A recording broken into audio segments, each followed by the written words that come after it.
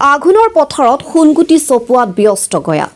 কৃষক ৰাইজৰ অতি হেঁপাহৰ আঘোণ মাহ সোমোৱাৰ লগে লগে ব্যস্ততা বাঢ়ে।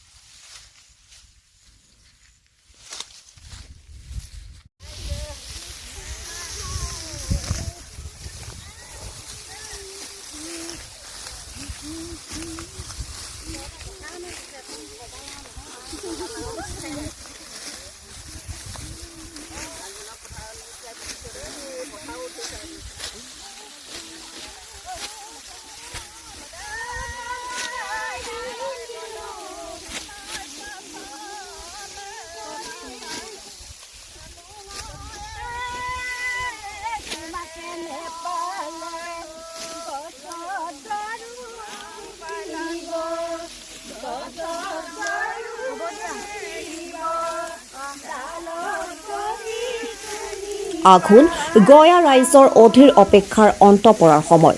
সেউজীয়া পথাৰখনে সোণোৱাৰী বৰণ লোৱাৰ সময়। কৃষকে কপালৰ ঘাম পেলাই কৰা খেতিডৰাই সোণগুটি ৰূপ লোৱাৰ সময়। কৃষক ৰাইজৰ অতি হেঁপাহৰ আঘোণ মাহত শস্য ক্ষেত্ৰৰ পৰা সোণগুটি চপোৱাৰ বতৰ। ৰাজ্যখনৰ অন্যান্য প্ৰান্তৰ লগতে কাকোপথাৰ অসম আৰু অৰুণাচল সীমান্ত সোণজান গাঁৱৰ কৃষক ৰাইজ ব্যস্ত হৈ পৰিছে আঘোণৰ পথাৰত, য'ত সোণগুটি চপোৱাত ব্যস্ত হৈ পৰিছে গয়া ৰাইজ। পকা ধানে যেন দাৱনীক সাত বাউলি দি মাতিছে। দাৱনীসকলৰ মাজতো ব্যাপক উৎসাহ। হাঁহি ধেমালিৰ মাজেৰে ধান দোৱাত ব্যস্ত হৈ পৰিছে দাৱনীসকল। ধান দোৱাৰ সমান্তৰালভাৱে সোণোৱালী পথাৰত নিমখ জলকীয়াৰ সৈতে ৰবাব টেঙাৰ জুতি লৈছে দাৱনীসকলে। দাৱনীসকলৰ মুখত বিহু নামেৰে মুখৰিত আঘোণৰ পথাৰ। পুৰুষসকলো ব্যস্ত হৈ পৰিছে পথাৰৰ পৰা সোণগুটি ভঁৰাললৈ লৈ অনা।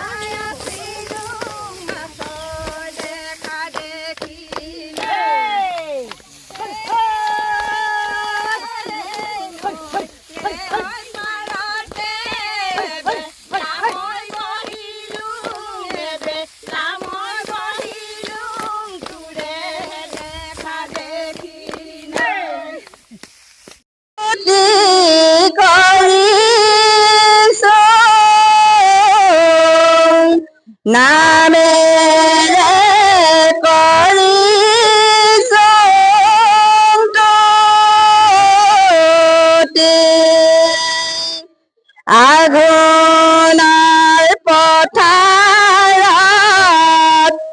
আছে দাৱনী,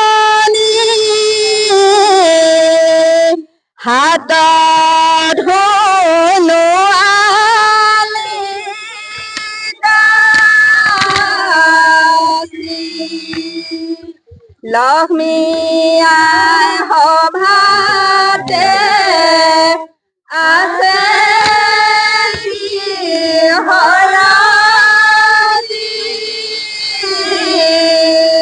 লক্ষ্মী আই আহিব বোলে, আগলি পাততে শৰাই আগবঢ়াইছোঁ,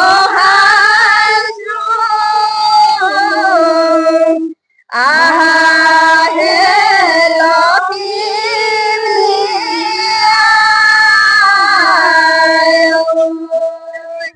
ৰুওঁতে যাওঁতে মাৰোঁতে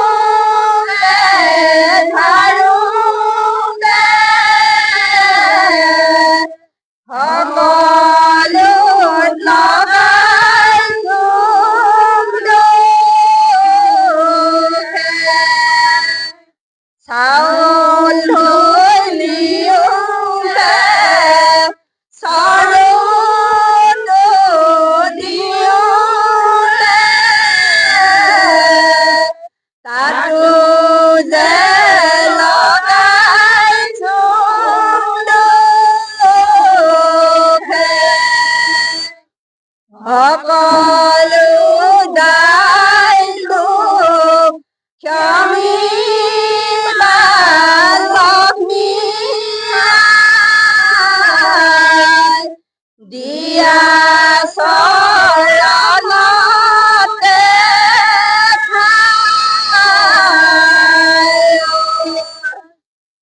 এনেকুৱা ধৰণে আমাৰ মহিলা সমিতিয়ে মিলিত হৈ একত্ৰিত হৈ প্ৰত্যেক বছৰে আমি এনেকুৱাকৈ আঘোণৰ পথাৰত ধাননি পথাৰত ধান দাবলৈ ওলাই আহোঁ। প্ৰত্যেক ঘৰতে এগৰাকী এগৰাকীকৈ বাধ্যতামূলক আমাৰ মহিলা সমিতিৰ ফালৰ পৰা এইটো অনুৰোধ থাকে। আমি গোটেই আঘোণৰ মাহত এনেকুৱাকৈ সদায় আমি প্ৰত্যেক দেওবাৰে দেওবাৰে আমি কাৰ্যসূচীটো লোৱা হৈছে। আগলৈকে যেন এনেকুৱা ধৰণে আমাক মিলিজুলি ধান দোৱাৰ ক্ষেত্ৰত আৰু বহুত কথা আমি আলোচনা বিলোচনা কৰিবলৈ এদিন মিটিং আকাৰত দিবলগীয়া হ'লে আমাৰ মহিলাসকল ইমান বেছিকৈ উপস্থিত নাথাকে। সেইকাৰণে আমি এতিয়া যদিও ধান দাই আছোঁ, আলোচনা বিলোচনা আমাৰ চলি আছে কেনেকুৱা ধৰণে আমি আগবাঢ়িব লাগিব। আজিকালি উঠি অহা প্ৰজন্মই কেনেকুৱা ধৰণে কি যিকোনো ক্ষেত্ৰত আগবাঢ়িব লাগিব, সাংস্কৃতিক ক্ষেত্ৰত হওক, ক্ৰীড়া ক্ষেত্ৰত হওক। সেইকাৰণে আমি বোৱাৰীবোৰৰ লগত এনেকৈ আমি আলাপ আলোচনাৰে আঘোণৰ পথাৰত ধান দাই আছোঁ। যি আপোনাৰ জেঠ মাহৰ যি কষ্টৰ পৰা আজি আপোনালোকৰ যি সপোনৰ যি লখিমী ঘৰলৈ নিব, কেনেকুৱা এটা অনুভৱ, কেনেকুৱা লাগিছে? খুব ভাল লাগিছে। আমি বহুত আনন্দৰে এতিয়া আমি ন সাজ খাবলৈ বুলি সাজু হৈ আছোঁ। আঘোণৰ মাহত সকলোৱে ভালে কুশলে থাকিবৰ কাৰণে ভগৱানৰ ওচৰত মংগল কামনা বিচাৰিছোঁ।